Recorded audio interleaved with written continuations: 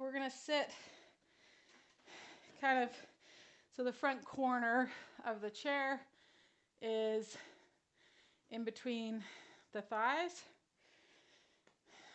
Okay, in that orientation. So front corner in between the thighs. And then just going to reach one hand across to get that chair back. And we're going to use that arm and shoulder. We're just going to drape over it. This other arm I can hang across in front. I could push on that chair back. I could drape it over. That's going to, where I put that elbow, where I kind of turn the ribs, maybe I roll towards that arm. It's going to move where I feel that stretch. I could place the fingertips on the underside of my head and really work that elbow away from the chair back. And maybe feel like I get folded over that arm. Oh my gosh, I don't even know I could bend this much. But a nice side stretch there.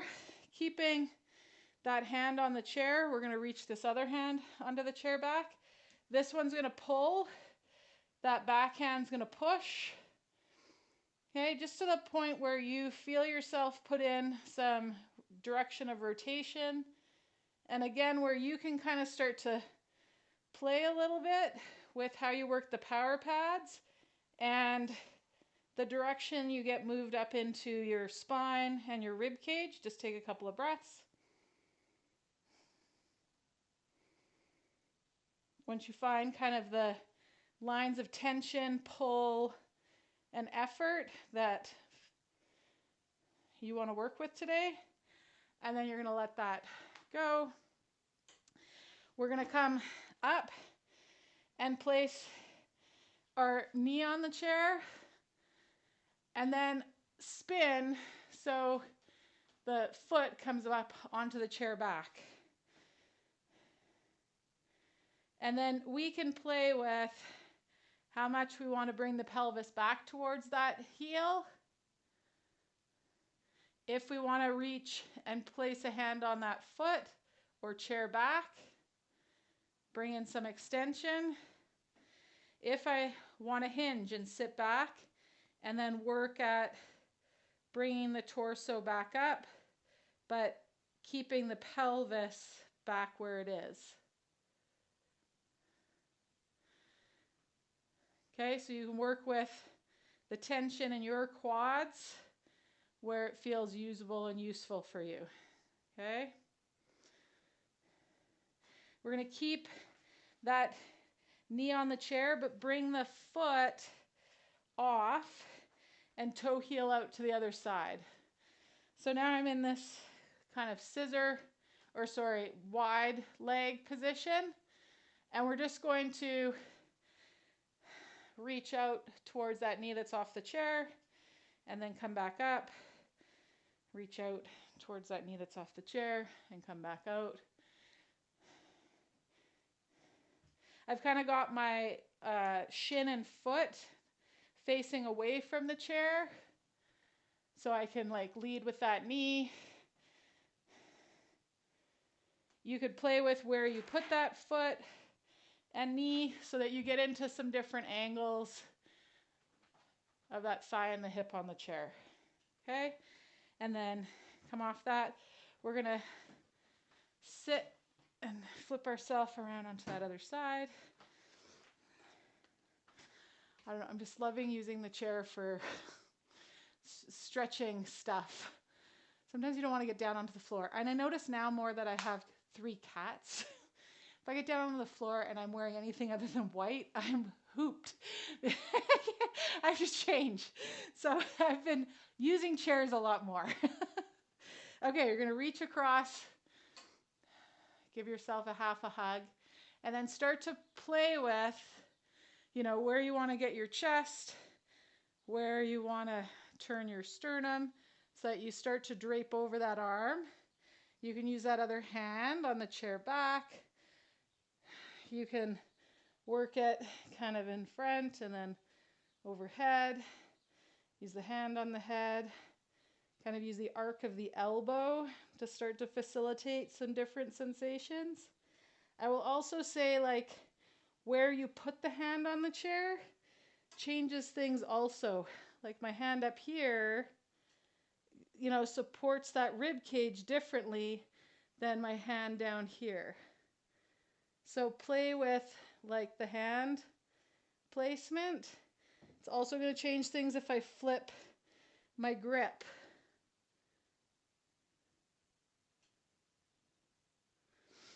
Okay, then we're going to come up, keep that hand on the chair, bring the other hand on. You're going to pull and push to start to bring some rotation into the spine. Again, where you put those hands to pull and push kind of changes the direction that gets put into your spine and your rib cage. So play with it. And then even play with, you know, working your fingers and the power pads on that chair in some different ways till again you find something kind of useful and usable for you. Take a couple of breaths. And then we're going to come out, come up to standing, bring that knee onto the chair, and then I just kind of spin myself so I can get that foot up. And it could be that, like I've got the top of my foot, maybe you wedge the ball of your foot. Again, both of those, like this puts a lot more tension into the quad before I even start moving. So play with kind of, again, what feels workable, usable, and useful for you.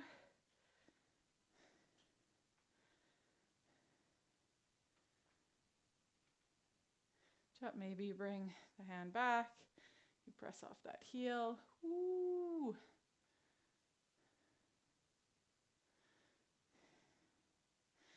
Okay, then we're going to take that foot off the back of the chair, slide the foot off the back, spin around so that that leg's off the back. We're in this kind of V, and then you're going to use this side to kind of bring you in on some different angles.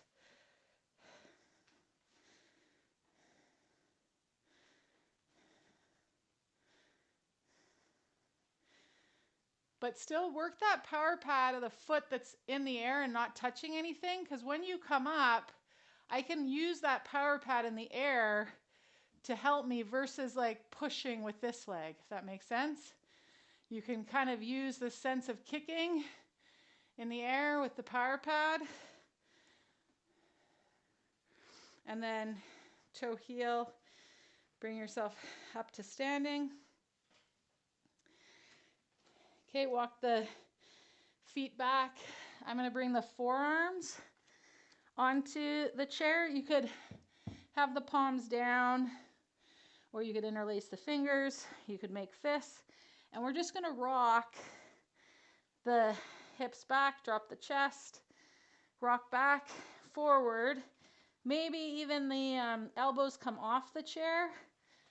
Again, play with kind of the grip. We're just wanting to get some length in through the lats. I mean, that side bend that we did on the chair, side stretch, helped with it. And then bring the hands to the seat of the chair. You're going to press up, rock the weight back into the legs, and just roll yourself up. Let's inhale, reach those arms up. Maybe palms come together one more time. Inhale up. Palms come together. Wrap them around.